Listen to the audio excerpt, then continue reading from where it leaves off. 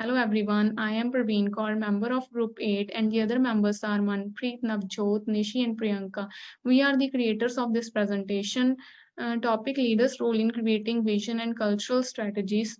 Today we are here to discuss about all these objectives listed below. In my part of presentation, I will discuss about building a vision for an organization. First is observation and imagination. Mainly focus on the questions, queries, and gather all the information and dream big about how and what we can do to accomplish an achievement. Next is reflection of thoughts. Share the stories and all the experiences which structure the vision for an organization and give meaning to the vision. Next is sharing and combining the ideas. Share all the experiences with the other team members so that they can get the information and create a good ideas. Then write and select feedback. Writing is an important step for the vision creation. Write in an easy and concise way. And then finalize the vision statement. Finalize the vision statement with the revision of vision statement. And next is spread and share widely. Speak the finalized vision statement with the other team members so that they can work on it. Next is leadership vision. The diagram illustrates the step for a leader to overcome the organization's vision and values. First step is strategic plan. In this step, set all the objectives and long-term goals, and all the guidelines should be followed by the team members. Next is initiative. It is begin with the working on the goals was set in the first step and assign all the roles and responsibilities to the team members. Then third step is accountability. Everybody should be responsible for their work done either in a good or a bad way. Last step is evaluate and iterate. Evaluation is the last step, and it is important to identify all the work done by the team members. And that's all from my side. Next part of the presentation will be led by Priyanka. Myself, Priyanka Sharma here. I would like to explain you about the strategies to direct the team. First one is communicate. She should enlighten the communication skills to the whole organization to direct the team members. Second one is encourage recognition. Motivation is must because so that they can direct it towards more effectively towards their work. Next one is foster gratitude. Interaction is must by the heart, always deal in polite manner and in open-minded communication. Next one is grant opportunities. There should be mandatory participation by all the team members so that they can accomplish mission and vision of the company. Next one is praise efforts and outcomes. After that, as we all know, appreciation is the key for healthy work environment. It creates confidence and positivity in the healthy workplace. And the next one is the Figure 1.2, domains of strategic leadership. Explain you about the important steps to how to lead in a company. First one is, first of all, create a vision of that company, then make some specific targets which followed in the future. After that, while working, follow the direct missions and visions of an organization and believe all in the organization cultures. Next one is goals. While working, mobilizing the targets, instruct the team to achieve the goal. After that, strategies. After that, dividing the work in a strategic manner, like in life, their experience, work experience, their educational level. And after that, next point is tactics, using intellectual and communication skills to overcome the difficulties. And finally, direct every member to work on action plans to fulfill the dream. Now, Manpreet will explain you the rest of the topic.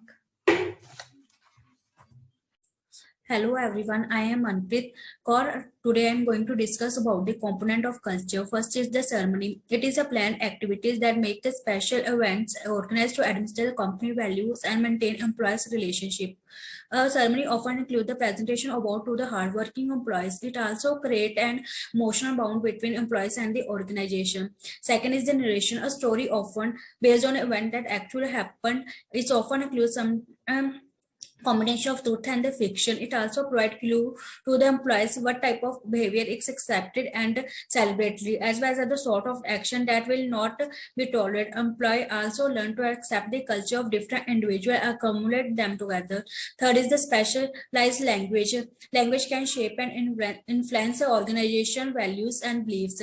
Leaders sometimes use slogans or saying to express key corporate values. Individual culture can be defined by verbal and non-verbal expression. Third is selection and enculturation. To maintain cultural value over time, leader emphasizes careful selection and socialization of new employees. Once the right person are hired, the next step is socialize them into culture. Enculturation is the process by which a person learns the values, norms, beliefs, and accepted behavior that enable him or her to successful participation in the group or organization. That's all from my side. The further presentation will lead by Navjot Kaur. Good morning, everyone. I am Navjot Kaur, and my topic of presentation is culture promotion. Under this role of leader in cultural organization, the first is defining the core values. The organizational core values must be integrated and conveyed to the workforce by the leader. Second one is motivate teams' willingness to the learn. The leader must provide the learning opportunities to the team so that they can expand their body of knowledge. Third one is ensuring transparency. The leader as well as the group members must be clear about their expectation of the work and prioritize their work accordingly. Fourth one is fulfilling the objectives to attain the common vision. They must fulfill their objectives so that they can achieve the highly valued vision. Last one is improving job satisfaction. Leader must choose the multiple leadership style so that their team members are highly satisfied with the job. Next topic is collaborative strategy. Under this, we are going to study about the conflict management strategy. So basically, there are two types of the conflict, constructive conflict as well as destructive conflict. Under constructive conflict, team members argue with each other. They are basically involved in the healthy discussion so that it ultimately helps in the smooth functioning of an organization. Whereas in the destructive conflict, team members are involved in the arguments which are on the basis of their interpersonal problems, which ultimately creates the hostile environment in the work settings. So this is all about my presentation. Next topic will be explained by the Nishi. Hello everyone, my name is Nishi and I will lead the presentation further. Now let's discuss some skills required to resolve any conflict. The first basic skill is assertiveness. Leaders and followers should maintain positive attitude so that they can easily approach each other during conflict. The second is mediation. It means taking control to settle problems between the subordinates. Third is empathy. Developing an empathetic nature will minimize the occurrence of conflict as workers will understand each other's viewpoint. The next is interviewing and active listening. It refers to asking questions regarding the matter and hearing carefully what exactly resulted in a conflict. Fifth is accountability. It is a skill of being responsible and committed to one's own work. The next skill is being creative while solving certain problems. For example, assigning a new role to an individual who is disputed frequently as he lacked required experience in his previous role. And the last is facilitation. It is the process where a leader allows his subordinates to suggest ideas and find agreeable solutions. Now let's discuss certain behavior that are necessary to manage conflicts at a workplace. To begin with, adapt a behavior of doing one thing at a time because solving problems collectively may result in prolonged argument. Next is to provide a clear and understandable message. This will eliminate confusion.